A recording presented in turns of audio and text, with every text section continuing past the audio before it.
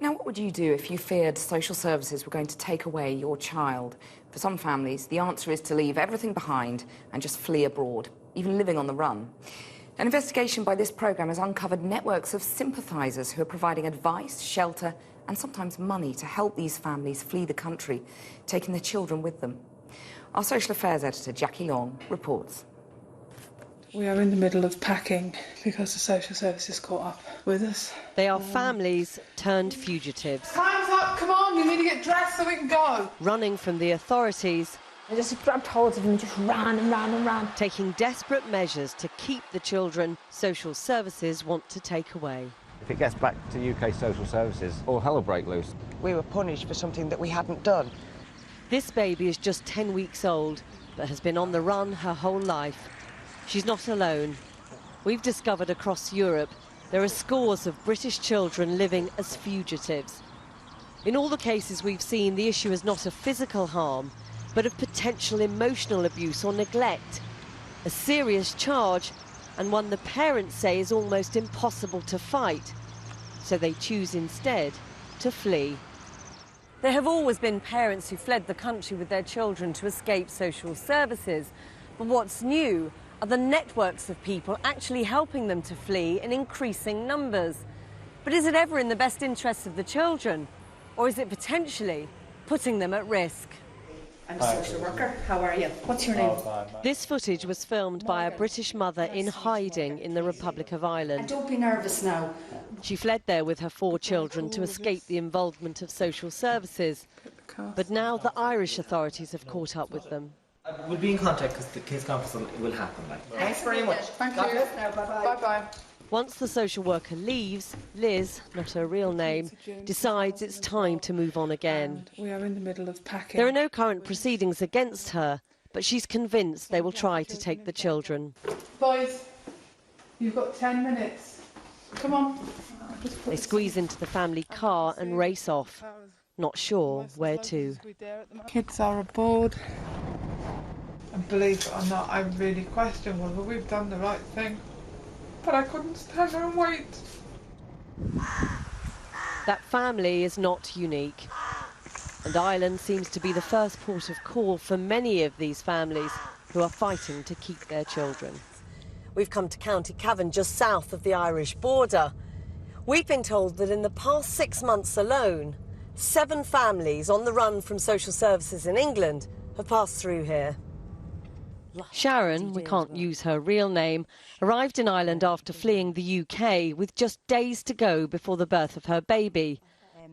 Helping her every step of the way was Jenny, an active member of one of the networks.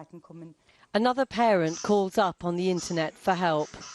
Is there any orders on the kids? No. But this goes way beyond online chat. Jenny, who's had her own children taken away and placed for adoption, agreed to tell us more. Between the groups, there's probably just over 1,000 members at least. We can give them advice on where's safe, how the laws work in different countries, helping them planning their route. We cannot verify her claims, but Jenny says the stream of families coming through is constant. Anything between 300 to 600 families in the past year that have left from the involvement of social care.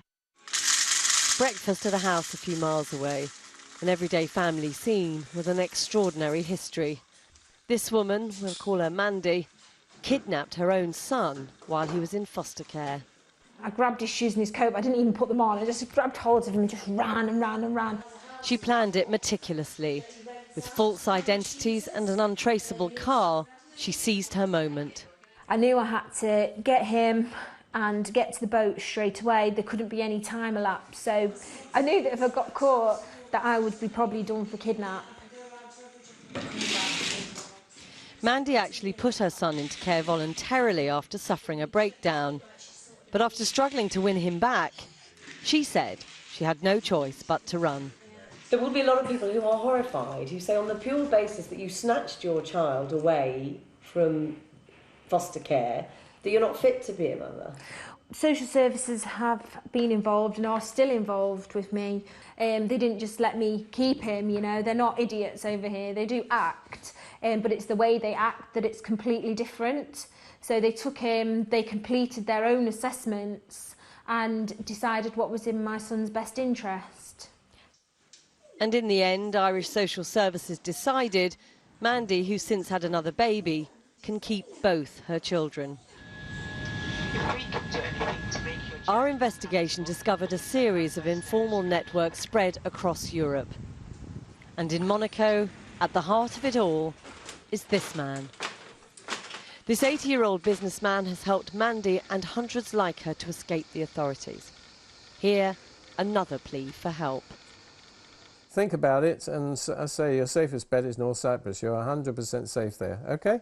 Ian Josephs is not a lawyer nor a social worker, but he has money, and with that, the power to change the lives of vulnerable families. I'm no Bill Gates, but I do pay for pregnant women to escape the country. I get 2 or 3 new calls every single day, practically. That doesn't sound too many, but if you multiply it by 365, it comes to quite a lot. I tell people, escape while you have time. An unshakable belief that British social services routinely make the wrong decisions leave him confident he's always helping the right people. I can understand your main concern being, am I meddling in things that I shouldn't and that I know nothing about, sitting in Monaco, helping people in the UK? Well, you know, if you help people, in my mind, you're not meddling, you really aren't.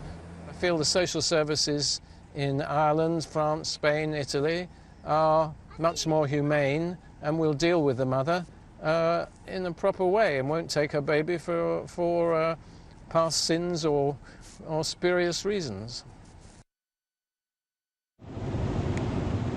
But what if the mothers he helps refuse to engage with the social services in any country? This is the family we met fleeing Ireland. Ian Josephs helped pay when they first left the UK. Now Liz, her husband and the 4 children are on the run again, this time to southern Europe.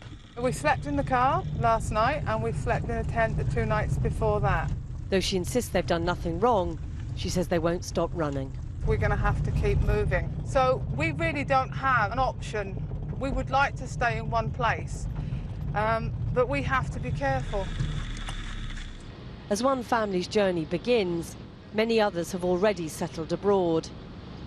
Travelling down into southern Europe, we met up with Julie and Andy. Again, not their real names. We had our baby taken at 4 days old. We didn't hurt her to have her taken. Julie had suffered from severe depression, and social services assessed she was in danger of emotionally neglecting or abusing her unborn child. They just pressed the nuclear button, didn't they, straight off? We recognise that the child protection system is important, but you can be convicted on the potentiality of causing harm or neglect. So like many of the parents we met, they argue they were not given a fair hearing by a system too quick to remove children. And this woman, a leading expert in child welfare and a social worker for 30 years, agrees there is a problem. Well, it's clearly saying that there's something very wrong with the system. If the only option people have is to run, then there has to be something that needs to be looked at. It's the system that needs to change, not just the one person or one professional body within it. But she's in no doubt that it's the children who are potentially being put at risk. The problem is that within that there are probably going to be some very vulnerable children, and how can we know that they're getting the right help? It's really very worrying. Our journey through Europe investigating these networks brought us back to London to meet a perhaps surprising figure providing advice and assistance to families who fled the country, MP John Hemming. The underlying problem is you really can't rely on getting a fair trial. And if you can't get a fair trial, the only way of protecting the family is to actually go abroad. But you're not talking just about support, for example, to fight a court case here. You are talking about support, which in many cases leads to them fleeing. Well, it isn't, because we don't provide support for somebody to go abroad. What we will do is we'll pay the travel costs of a supporter to go and look after somebody. So if you've got a pregnant woman wandering around the streets of Waterford alone, we might make sure there's somebody with her. But you are still assisting someone who's fled social services? We are assisting people who fled an unjust and improper judicial process, yes. But is that right for an MP to be doing? Well, that's a matter for people to decide. The question is whether the system is working properly or not. In such complex cases, we can't know the rights or wrongs. But while parents feel fleeing is the only option, at best, the children involved face a life permanently on the run, or at worst, a life with little or no protection.